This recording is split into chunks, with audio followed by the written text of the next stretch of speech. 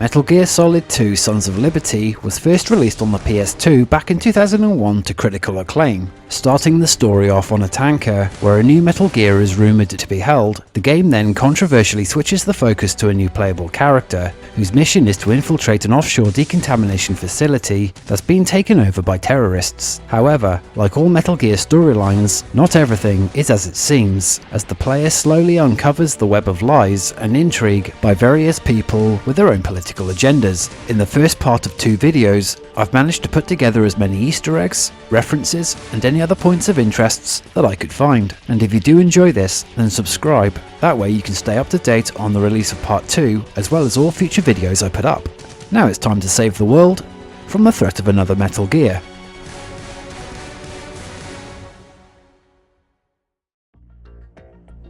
Starting out on the main menu screen, there are some interesting things that you can see and even interact with. Before even playing on the tanker level, there's a clue as to where the game's main setting will take place, as the image on the left, blended in with some kind of chemical structure, looks like the design for the big shell. And once you complete the game, not only will the title screen change, but a drawing of Metal Gear Ray will appear on the main menu. You can manipulate the floating images to change direction as well as its colour. And by pressing the L2 button, you can make the screen flash with the sound of a gunshot.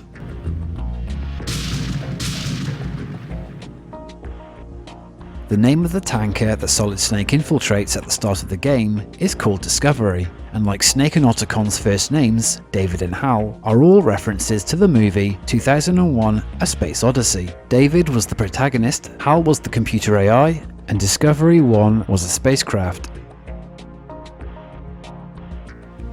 Just like the main menu, you can manipulate certain things during video cutscenes and codec calls, such as moving the camera and zooming in, which you'll need to do at the end of the game to earn a trophy achievement if you're playing on the PS3. What that is, I'll cover in part 2, and it's something that even surprised me. And during codec calls, pressing either the R1 or R2 buttons will reveal the inner thoughts of Snake or Raiden. I'll do it. There's a frequency set aside for it. 140.96. Sorry, but no Mei Ling this time. Call me on the codec when you want to. One of the great things about the codec is finding unique conversations triggered only after doing certain actions. By going into a locker and calling Otacon, they will reminisce about old times. This reminds me of when we first met. I was the one inside the locker that time. We're equal now, huh? Not unless I wet my pants. That's a low blow, Snake. Whenever an exclamation mark appears over a soldier's head, you can shoot directly at it with an M9 if you're quick enough, and they'll temporarily be dazed.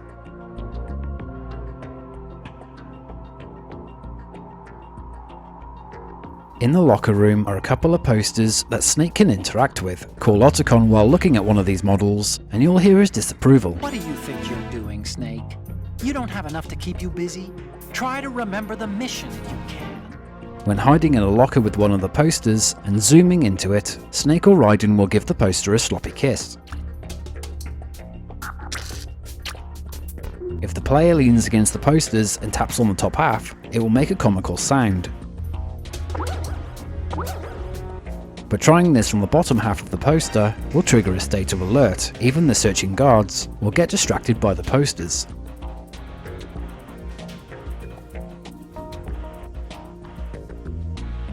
On the TV screen in the cruise lounge are live images being broadcasted from the tanker hold showing Metal Gear Ray.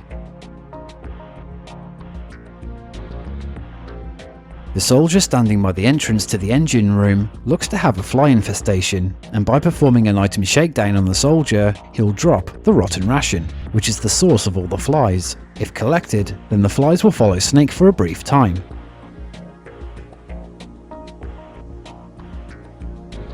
While holding the guards at gunpoint, not only will they drop health and ammo, but collectible dog tags as well. Though they seem random, most of the names are actually from online contest winners, who entered their names on the Konami website, and amongst them are also names of the game developers. During the boss battle against Olga, if Snake hangs off the railings, it'll provoke a response from her.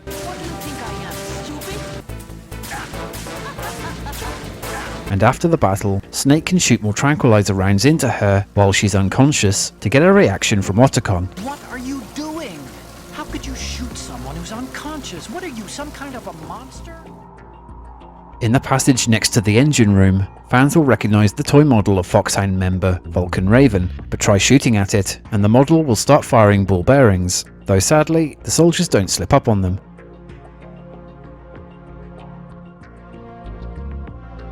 There's a guard on the upper walkway within the engine room who's taking a particular interest at something on one of the walls. On a closer look, it's a poster showing another female model, but there's something strange about it. If Snake shoots the poster, it'll explode, putting the player in alert mode.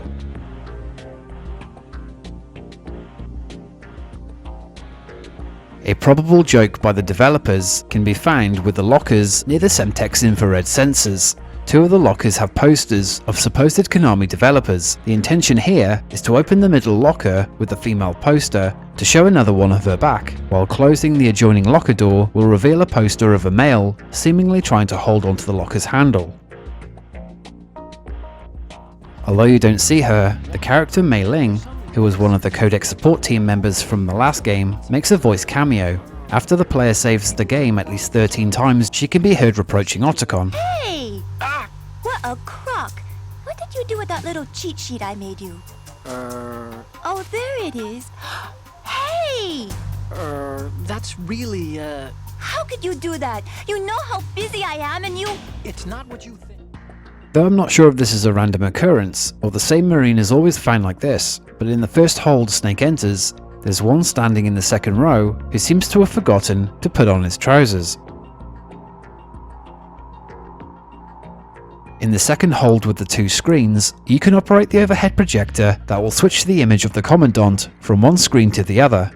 By continuing to do this for a short time, one of the screens will begin to show a female, and a second woman will appear. But when that happens, it's game over.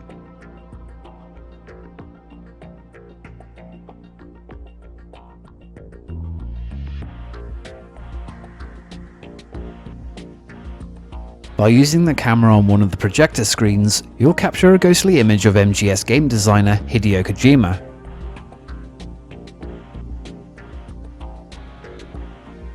One optional way through the hold is by going down this ventilation shaft. If you go this route, then something will happen along the way. The soldiers standing on top of the grate will sometimes drop a magazine into the vent. You can't pick this item up, as this is just a scripted event, and is probably meant to catch the player out and end with a game over if you're not careful. On the second playthrough, after reaching the last hold where Metal Gear Ray is, the room will have almost every Marine in their underwear.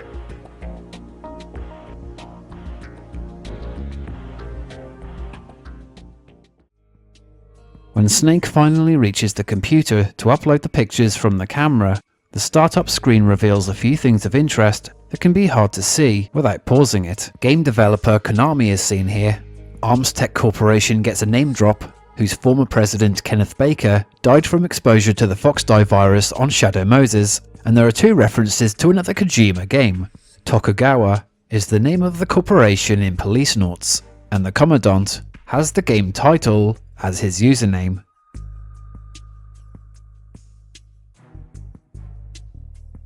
As for the photo uploads, depending on what pictures have been taken other than the ones of Metal Gear Ray, you'll get different responses from Otacon. Oh, this is, What? nothing. It's nothing. I'll just make a backup of this one. So, this explains a lot. Hey, this is the Marine Commandant. Are you a fan or something? The Commandant again. Look, if you like him so much, I'll print this out and make a panel out of it. Put it over your bed or something. Ah, don't send me creepy stuff like this. What if I get possessed or something? Yeah, another spooky photo? I told you to stop, didn't I? The Marine Commandant, Scott Dolph, is named after Konami's international translator, who worked for the company on several of their MGS titles.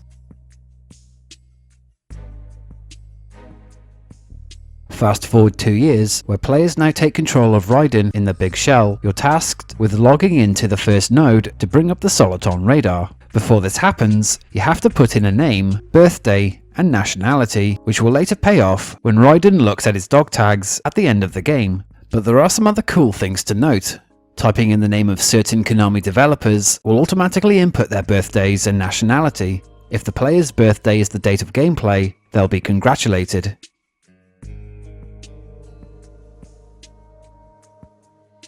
Onto the topic of seagulls, if Raiden runs across any area where there are droppings, he'll slip over in a comical manner. Looking up at the seabirds long enough will result in bird droppings hitting the screen, and shooting a few of them will result in a codec call from the Colonel and Rose. Raiden, do you actually enjoy abusing helpless animals? I don't believe this. I had no idea you were that kind of a monster. There's a homage to the movie Titanic, as Raiden's actual name is Jack, and along with his girlfriend's name Rose, both refer to the main characters from that film.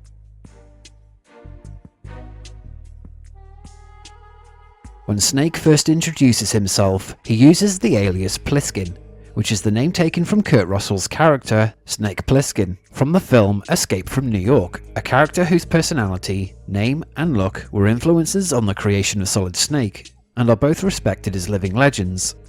The fictional group Dead Cell are based on the real-life naval team known as Red Cell, and, like in the game, Red Cell were tasked with testing vulnerabilities in military bases across the US, as well as other counter-terrorist activities before they were disbanded. Fortune's husband, who was never seen in the game, was the former Dead Cell commander and is based on the former Red Cell commander, who both went to prison for embezzlement. After the first meeting with Snake, he'll fall asleep, giving the player the chance to do some things. By calling Snake via codec multiple times, he'll be dreaming about the incident on Shadow Moses. He's still sleeping. Liquid. Huh? Aiming a weapon or shooting at him, Snake will react accordingly.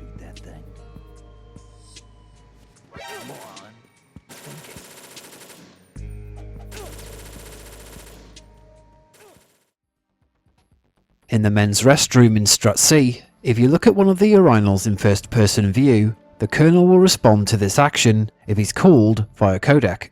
Right, what are you looking at? Oh, I see. Rosemary, What? could you excuse him for a moment? Huh? You know, so he can... Ah, I get it. Juxtaposing the last entry, by entering the women's restroom, you can hear more unique dialogue exchanges between Raiden, Rose, Campbell, and even Snake. I can't believe you, Jack. Do you know what that place is? Rosemary, settle down. But It's all right. Raiden, Rosemary is right. You should probably look someplace else.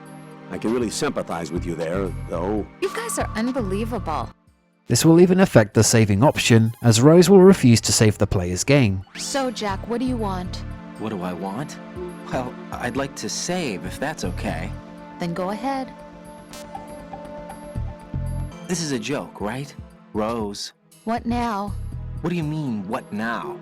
Save my data, please.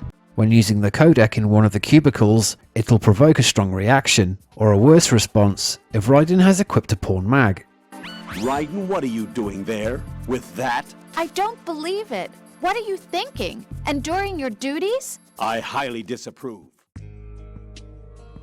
By heading out onto the CD connecting bridge, immediately after the meeting with Peter Stillman, Snake can be seen moving under a cardboard box, but chasing after him or shooting Snake will only result in him moving faster away from Raiden.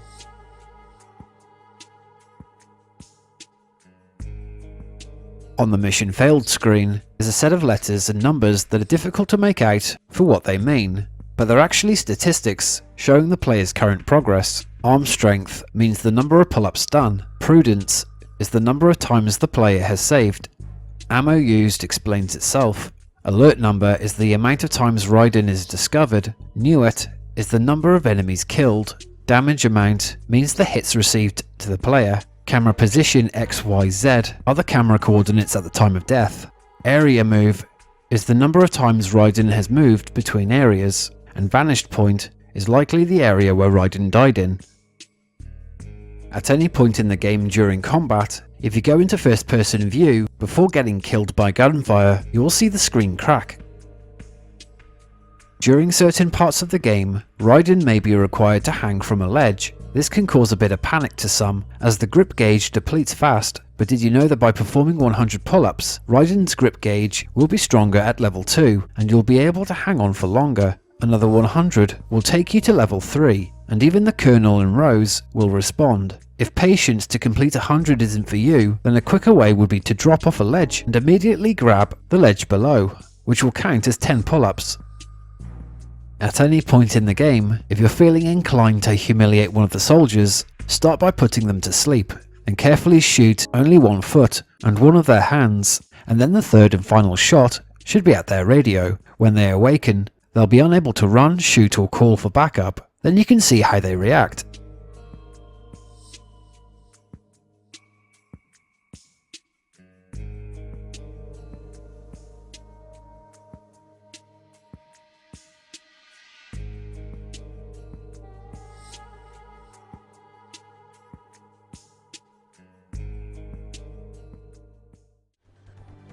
So that's the end of part 1, and I hope you enjoyed it. I'm keeping this short as this isn't an official outro, but more of an interlude. And with that, part 2 will be available within the week, and when it is, I'll link it at the end of this video. So until MGS part 2, bye everyone.